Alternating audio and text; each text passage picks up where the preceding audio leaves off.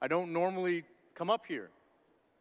It's only been once before that I was up here talking against a bill. Otherwise, I don't give speeches.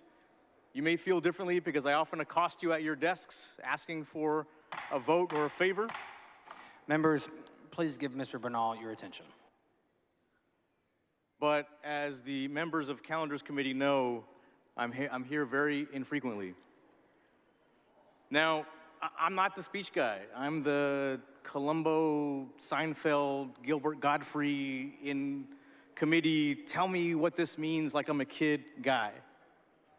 But to that end, I think that we've gotten so wrapped up in the symbolism of what this bill does and in the emotion of what this bill does that we haven't considered, even with Gary Van Dever's amendment, what the bill actually does, the kind of schools that we are creating and what it looks like for those kids. So if you want to know what the bill does and how it affects children, which, by the way, was mentioned almost zero yesterday, let's go through that for a second.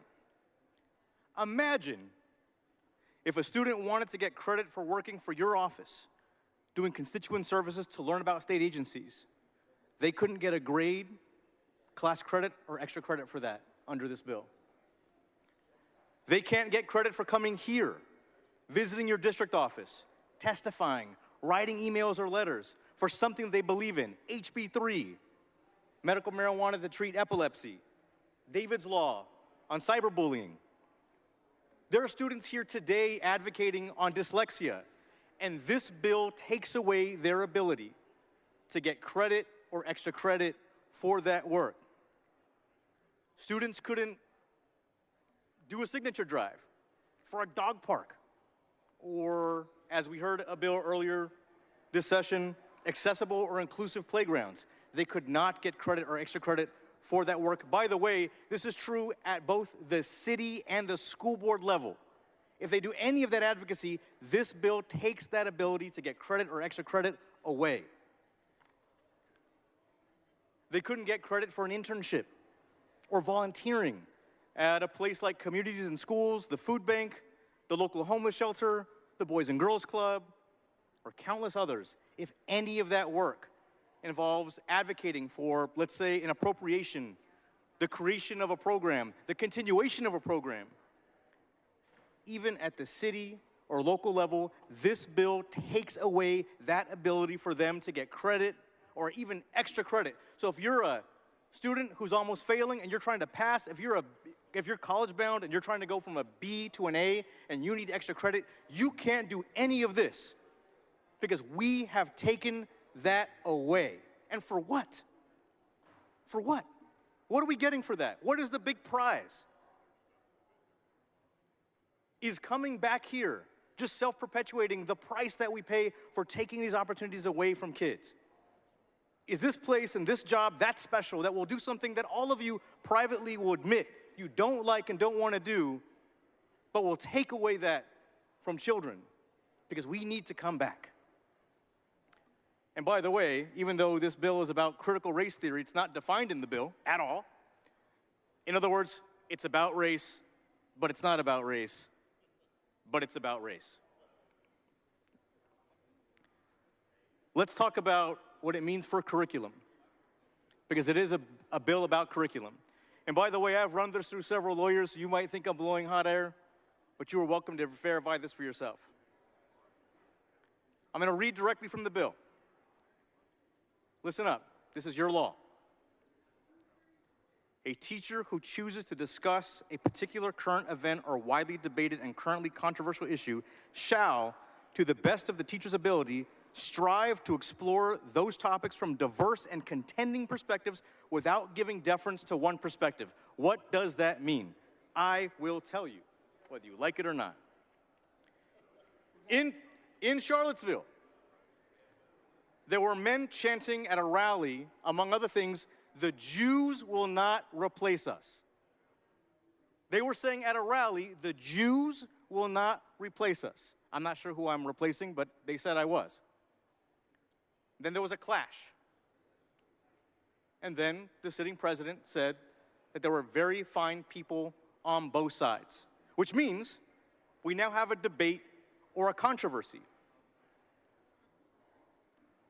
So we're saying in this bill that the next day, a teacher would have to strive to explore those topics from diverse and contending perspectives without giving deference to any one perspective.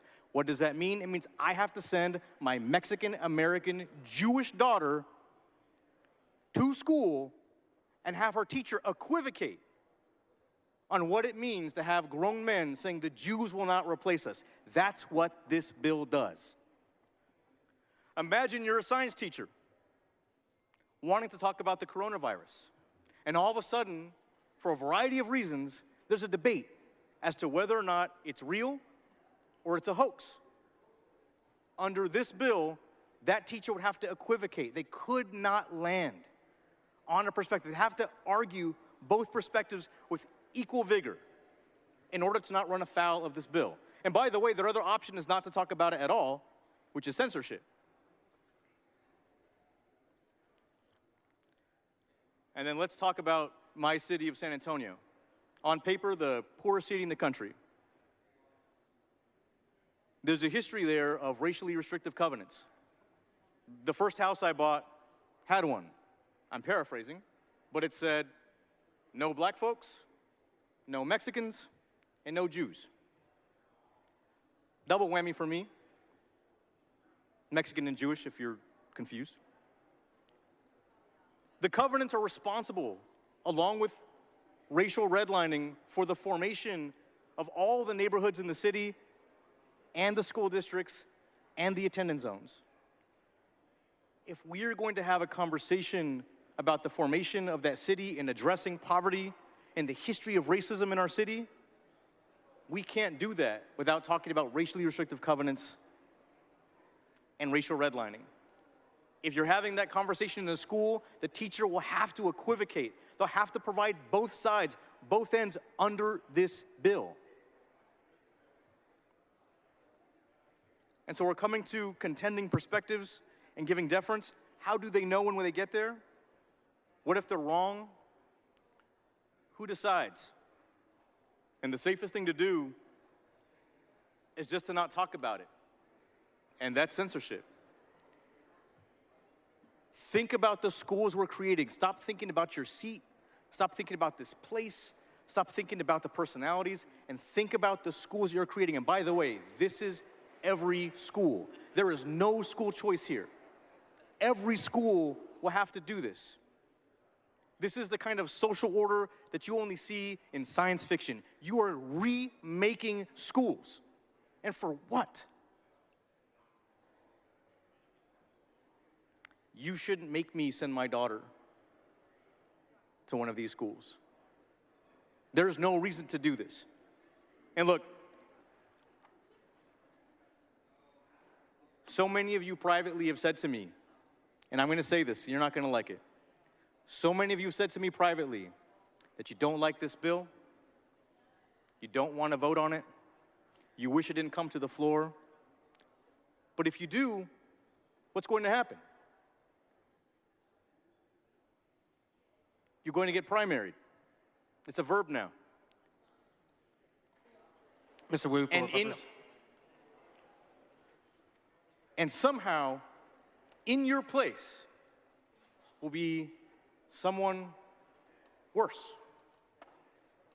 And today, if you vote for this bill, my question to you is, what's the difference?